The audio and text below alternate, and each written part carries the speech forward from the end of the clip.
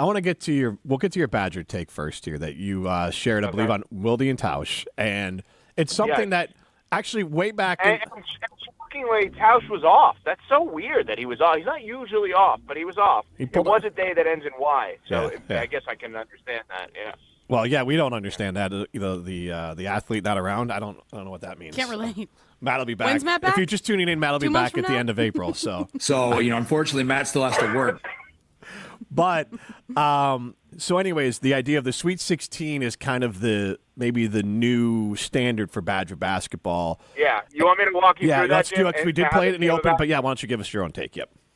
Okay, so, yeah, because it wasn't like something that I was coming in thinking, all right, here's my big take for the day, which I have done. Like, I know what you guys are talking about or Wilde and Tausch. I'm like, okay, here's my thing that I'm going to say.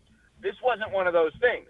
So Brian Bulaga was in that day, and he was talking about the idea of at Iowa, where he played college football, the goal every year was a January 1st bowl game, right? So back when Jim and I were growing up, January 1st bowl game just means like the BCS bowls now. Like the playoff games were always on January 1st. So that was both figurative and literal in many ways, his point. And then I had the realization, I'm like, I kind of understand something now, because when I went to school at UW, I was there from 98 to 02, the whole thing was Barry always wanted to get to the Rose Bowl. January 1st bowl game. And I would always be like, well, we get there because Barry Alvarez is so damn good. Why don't we try to go for more? And then I was like, oh, well, that's pretty obvious now because Barry, was with Hayden Fry at Iowa, right? Yep. At some point, or had that relationship with him.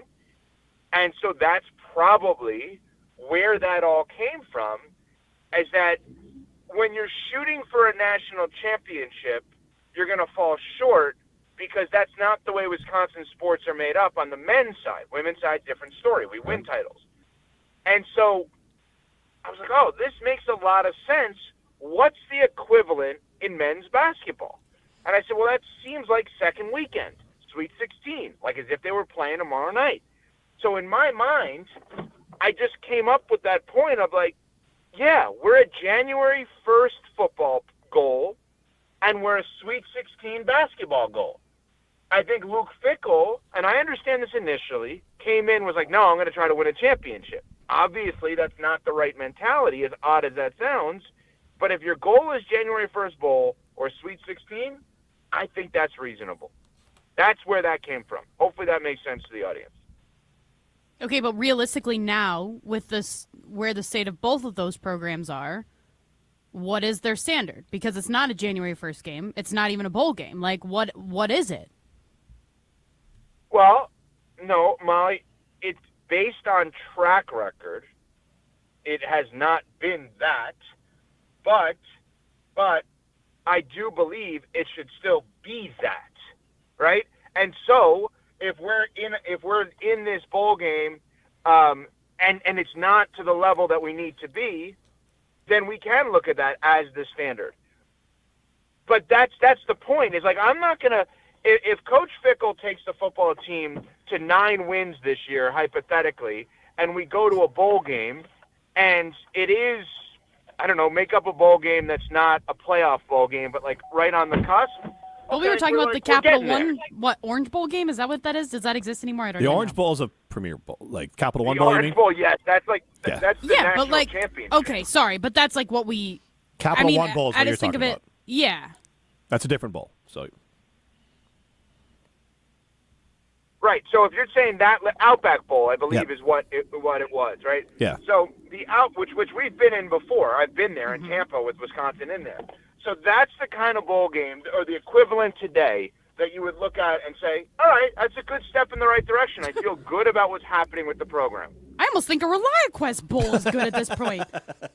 Like, seriously. No, but Molly, you're okay. Wait a minute. What are we doing? I understand what you're saying, but I'm just saying, like, the fact that this team is so low to me, and maybe I'm just way too harsh on this program, but the fact that, like in my mind, they stink, they're irrelevant, We talked about the joke of what it is for season tickets, that they're begging people to buy season tickets. Like, this program is so low right now that a ReliaQuest Bowl, I don't know that. What's happening? Oh, you haven't heard about this? Okay, so I'm not going to reread the email because I read it yesterday, but essentially the Badgers sent out an email to fans yesterday saying, we've extended the deadline for buying season tickets for this next year of Badgers football, so because we want you to be able to experience the marvelous magic of Lambeau Field and all the things that come with whatever Badgers season. Yeah, all the things, right?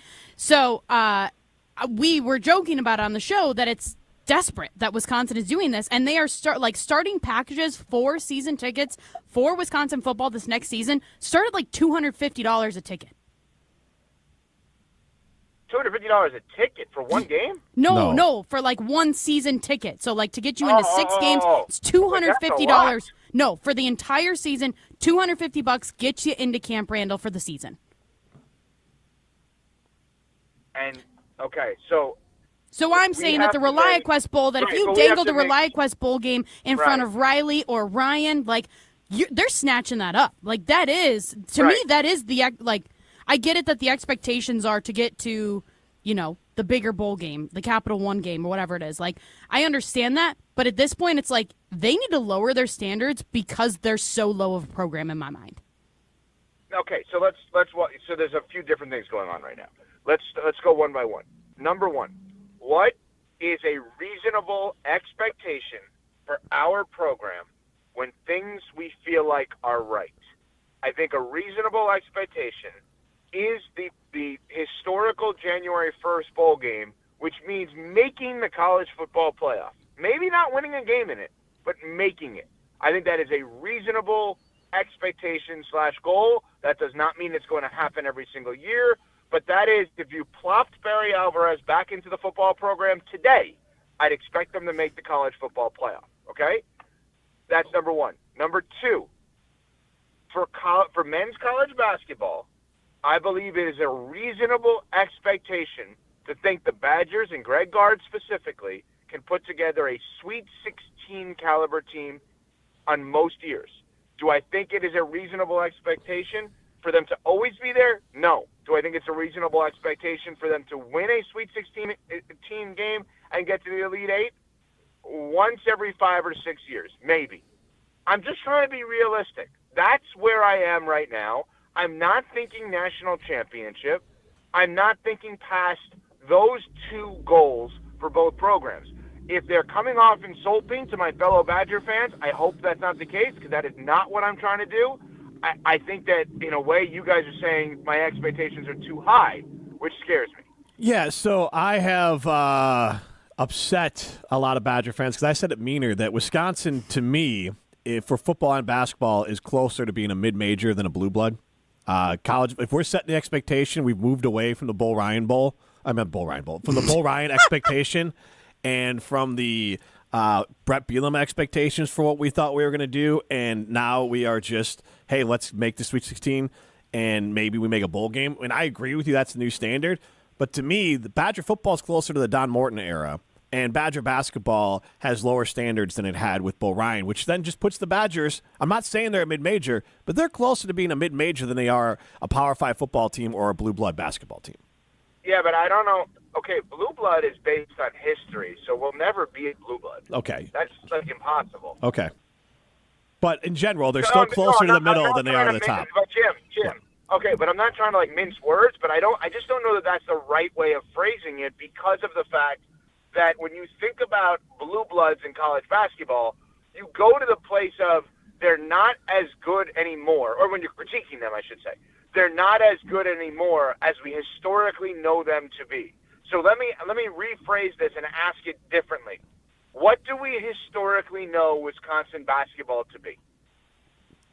For me, I view them, I guess, what's your history of it? Since the arrival of Dick Bennett, I view this as a team that will always make the tournament, and more often than not, make the Sweet 16, at least under Bo Ryan. Now, under Greg Gard, they're a team that you can say always makes the tournament, even though he's missed it twice.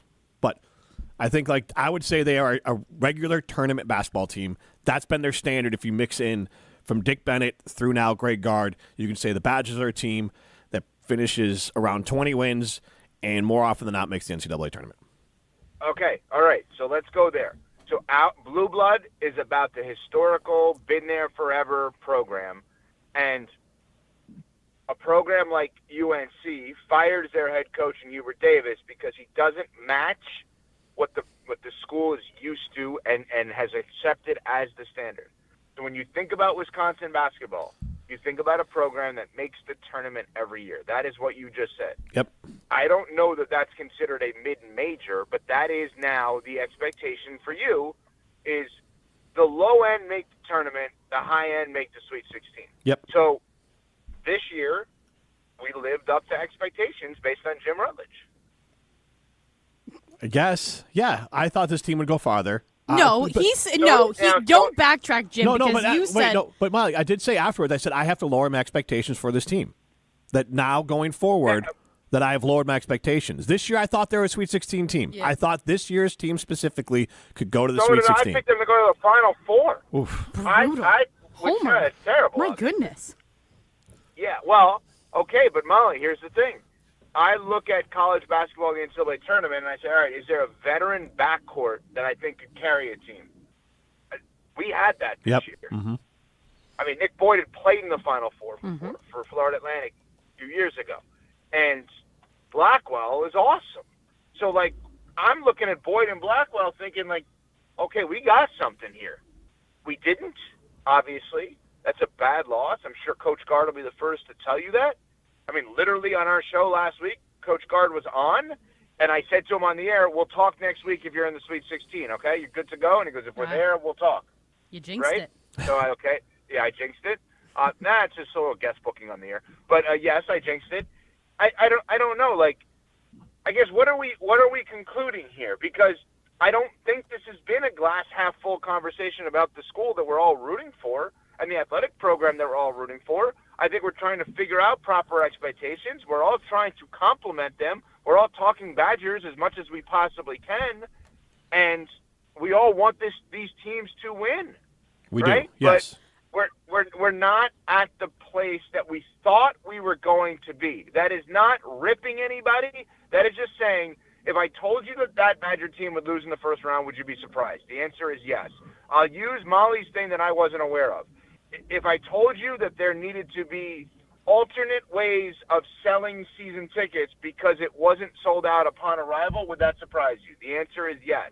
Now, to be fair, is that everyday walk of life where everybody in every business is like, all right, we're going to try to sell a product this way. If it doesn't work, we'll try to sell it that way? Yeah, that's every single day in every business. But that is the beauty of Badger football. It hasn't been like every other business. Maybe it is now. So, Evan, what this is a loaded question, I guess, and it can be a different answer for each one, but, like, what does it come back to? What is the problem with Wisconsin athletics, then, in terms of basketball and football? Well, I don't want to say we have a problem because, again, we're talking about making the NCAA tournament and playing in bowl games. So I will look at it this way. I will say, why are we not as good as we once were while still being good enough to not be embarrassed for the most part? Which maybe that's not great standard. In football, at times we were embarrassed this year. There are little steps that are happening. I saw a lot of people today congratulating the Badger football program for bringing Brady Ewing in, right, as the director of alumni relations or whatever it is, for ex-play. Is that just, by the way, I was curious. Yeah. Is that just for ex-players or alums in general? Like, should I expect a reach out from him? Based on no, I won't say that. No, I would not I would not expect a reach out from Brady. All right. Well, I would like one. I'd like that. I could actually. Get the reach out. I should look here. Brady was one of the few Badgers that, when I covered the team, liked me, and so I definitely know Brady pretty well. People like me. I actually have his number. You want me to text him? If you've kept the same number, no, don't text him about me. Yeah, see if he'll talk to you. Congratulating him from about you, not about me. Forget me. Okay, all right. Trying to get you a guest for the jump around. He is a guest on the jump around. Relations just means giving money. Yes, and he is a guest on the jump around, Molly. Thank you. Next Thursday, he'll be joining the jump around. Cool. Ronnie Yauk on it. He was just immediately got Brady Ewing for us. Good job. Molly, you had a Badger question? What would you like me to do with that, I have Jim? You're just telling me that Riley books Brady? Cool. He wanted you to throw flowers Cool. at No, Riley's I feet, was actually. at Riley's feet. We're on a little bit of a delay. I was waiting for Molly to jump in. No. It's- Don't try to blame the delay here, my friend. Also, I do have another question, though, not necessarily about the Badgers, but we talked about this earlier this week, I think it was. Do you think the NIL is going to ruin the magic of March?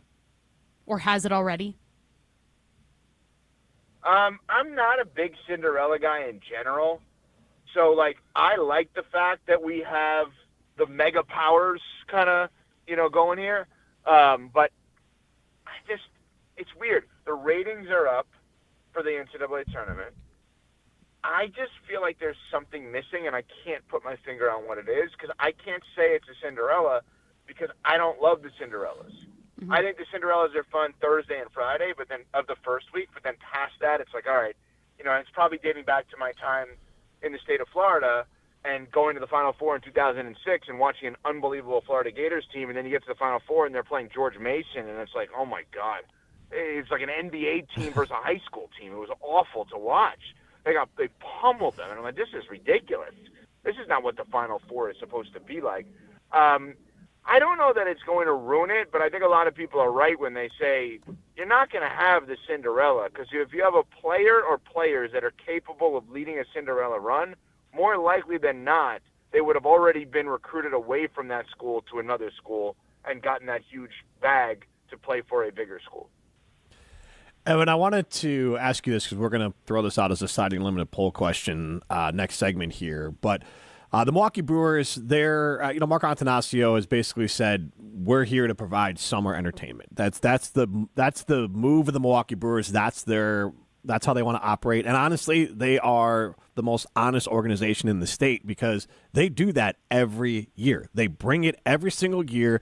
It is an enjoyable summer. They are here for the vibes. The vibes are always good through the summer, and they do what they say they're going to do. We want to have an enjoyable summer and compete, and then we'll see what happens when the playoffs roll around. So we are going to ask our fans what would be a good slogan for, let's say, Badger football, Milwaukee Bucks basketball, or Packers football. Do you want to pick one and come up with a slogan on the fly that you could come up with for one of those programs there, similar to what the Brewers are, a truth in advertising type slogan for those teams? Okay. Packers, always really good, but not necessarily good enough. Yeah. Tears. Bucks, I feel like we're going to say, how about mutually loyal to a fault? That's actual factual. The Giannis stuff is so weird right now. Yeah. He's either going to get traded or he's going to get re-signed. What do you think, Evan? Well, hold on a second. That's not true. And I'm glad Ramona had the second part of that quote in there because I talked to her yesterday, and Ramona Shelburne, ESPN.com, and she said that she fought hard to make sure that second part of the quote was in there because they could just not trade him and let him walk after next year in theory. Mm-hmm. Here's where, by the way, I know you asked about slogan, but I've been thinking about something. Here's where he's playing with fire. If he comes back and plays, God forbid gets hurt. Initially, I said the Bucks are definitely going to give him the contract extension even if he's hurt. Now, when he's going to the Players Association to release statements about the Bucks, God forbid he gets hurt. Is he getting the contract extension? It's a great question. I think he still gets it, though. I think he still probably does. But now the ball is back in the Bucks' court where they then have the power. You wanted to play. You, God forbid, get hurt. A team now is going to sign, a new team that has never had you in the building is going to sign you to a max deal after next season for $275. Sure about that? But does he care care? About that? Or does he just want to be out the door? Yeah. Like, genuinely? No. Like, the best way for Giannis to guarantee he gets the contract extension, to guarantee, is by not playing another game this season. Then he's guaranteed to get it. Mm-hmm. Guaranteed to get it. And when I say mutually loyal maybe to a fault is the slogan, I think the Bucks have been amazingly loyal to Giannis, and I think Giannis has been amazingly loyal to the Bucks despite everything that's going on right now, back and forth. The slogans for Badger football, I don't know if I love any of my slogans so far, but I'm giving you them. Let's see, Badger basketball. Okay. Always good, playing different styles, even if you don't realize they're playing different styles. Because everyone still thinks they play the same way that Coach Bennett coached, and I love Coach Bennett, but they don't, and they don't even play the exact same way that Bo coached, right? They play Gard's way. So, but they're always good. Here's my slogan, because I'm a jerk. Good when nobody's watching. Because the majority of fans tune in at the end of March or middle of March. Mm-hmm. I mean, Jim, we're kind of saying the same thing, though. Yeah, we are, yeah. Because when no one's watching, it's like you don't realize, they're not like a 45-42 team? I didn't know that. Yes, it sneaks up on people. Yep. Badger football slogan. Jeez. Cautionary tale of why, to your point, Greg Gard don't is get great. Your hopes up. Keep Greg Gard around forever because look what happened with Badger football. We can win a title by not winning the title. Now, that's a bad slogan because I have to explain that. That's actually a terrible one. Honestly, their slogan currently kind of works of close the gap. like we just want to be better. Well, let me try to explain mine, which was awful. We tried when Coach Fickell got here to act like we were going to win a title, air raid offense, and it totally backfired, right? If we act like this is a better one. The less we act like we're going to win a title, the better chance we have of doing so. That's good. That one is good. Meaning, go get the big, massive offensive linemen in the state, because title teams think about skill position guys, pass rushers, like those are the SEC guys they're going out and getting. We need guys that grew up on a farm in Wisconsin that are 6'5", 330 pounds, that play left tackle, left guard, center, right guard, and right tackle. That's what we need. The less we act like we're going to win a title, the more likely it is we have a chance to win one. So don't get your hopes up. I'm trying to be kind. I don't know what you want me to say, Molly. I want you to be honest. No, I'm just relating yours to be what mine would be in my head. And I feel like we're on the same wavelength almost. Just don't get your hopes up, and then they won't let you down. Kind of my motto with all the teams in the state of Wisconsin.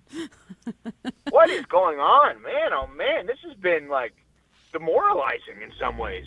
No, not at all. You're saying, okay, no, here's why it's been demoralizing. We're questioning my seemingly tame expectations for Badger football and basketball. We're leaning into celebrating the Brewers because of the fact that they're going to tell you in advance they're not going to win at all. They just want you to have fun. We're pointing out the disappointment that Packers fans have had over the course of time. Mm-hmm. And we're talking about the best way for Giannis and the Bucks to continue, and are they going to have him play or not play? Boy, oh boy, I'm exhausted. I got a Badgers one for you. We know what it's supposed to look like. We just don't know how to get there. Well, that is true. You happen to be right about that. Did you just think of that on the spot, Jim? No. ChatGPT. That wasn't you? Straw man. Okay, there you go. Yeah, ChatGPT. But I created my own GPT that helps me with my snarkiness. So, all right. Jim just wants you to know that he uses his ChatGPT. That's why he did that. I did say it. If I wanted to impress Evan, I would say I made that up on my own. Ryan brought it up. Sure. Yes. Well, that's a good one. And by the way, Chris McIntosh, to his credit, he knows the way it's supposed to look because he was a part of it looking that way. That's true. Maybe the Badgers could chat GPT. How to win in today's day and age of football. Beep boop bop bop beep. How to navigate NIL. No beep boop bop beep boop. All right. We've brought Evan down enough. Evan, thank you for joining us. Wait, can I just tell you one other thing? Yeah. I made the point on Will the Tausch the other day that I want to make with you guys here. Mm-hmm. Barry Alvarez is the greatest coach Wisconsin has ever seen. I think there's a chance he'd be even better in the NIL era because of how good he is at, schmoozing. Yes. And how many people love him. And, if Barry Alvarez could walk around and raise funds for a program and then select where those funds go based on his unbelievable player evaluations, oh, my God. So I think he'd be even better. I 100% agree, and I wish, like, the problem is, and I'm saying this, nobody else. He would hate it. Yes. He would hate it, Jim, but Yes. he'd be better at it. But he is so good at it in a room, so you'd need the physical and like presence of Barry and the charm of Barry. But otherwise, back to you could have the Badgers create a GPT of Barry Alvarez and just ask the question, what would Barry Alvarez do here? But the problem is, I don't know who could own a room like Barry with the Badgers. Absolutely ridiculous. Well, and I think that comes back to like the basketball program, why we give Greg Gard so much leeway, I think, and don't talk about him getting fired as much as we do Luke Fickell, is because he is a pillar in the community and he is going out and like being active in the transfer portal in a good way to bring in good players like in this NIL era, right? Well, that's the thing. I'm saying nothing about Fickell. Leave him to the side. I'm just talking about Greg Gard. Everyone I talk to excuse me, tells me that I'm very choked up with this. Everyone I talk to tells me that Greg Gard does everything he possibly can do to win over every fan in the state of Wisconsin at all times, out and about, trying to make sure he has a relationship with average everyday fans, media members, high school coaches, parents, boosters, alumni, ex-players. He is doing everything he can, from what I've been told, to make sure that the NIL era fits his program. I mean, I could just tell you, I was there in September, and I've become friendly with somebody around the staff, and she's like, I'll take your family for a tour of the facility. I was like, oh my God, thank you so much. That's great. My kids are going to love it. She goes, all right, let's go to Coach's office. He's not there. I said, I'm not walking in Coach's office if he's not there. That's not right. She goes, no. He wants everyone to come through here that we bring through. He goes, she's like, if he trusts us to bring someone through, he wants them in his office to see every part of the program. So I'm sitting there with my wife and kids in his office, but he wasn't even there. Wow. And like That's to awesome. me, it's like, all right, you get the sales aspect of this. Yeah, he does. And I'm a Greg Gard fan. I mean that, like, Greg Gard is the best thing that can happen to Badger basketball because I don't think there's nobody that is going to pull him away from Wisconsin. He knows how to win here. He wants to win here. He cares about winning here, and he puts in all the work to win here. So the Wisconsin, like the perfect coach for Badger basketball is Greg Gard, and the Badgers need to keep him. And Badger fans just have to, and my whole point was Badger fans just have to accept this is where we're at. The program state is not a Greg Gard problem. I would say it is a athletic department problem, not being able to figure out how to raise the money needed to compete at the level that Greg Gard could get this program to. Yeah, Greg Gard should not go anywhere, and anyone saying that, unless I'll be really real here. All right, this is probably bad. I'll probably get in trouble with the Badger basketball program for saying this. Don't put this out there, Primetime. I'm telling you in advance. So here we go. Unless you're going to be the one to pay for Tony Bennett, don't even suggest Greg Gard going anywhere. I like it. That's the Badger basketball program. Racket. Evan, thank you.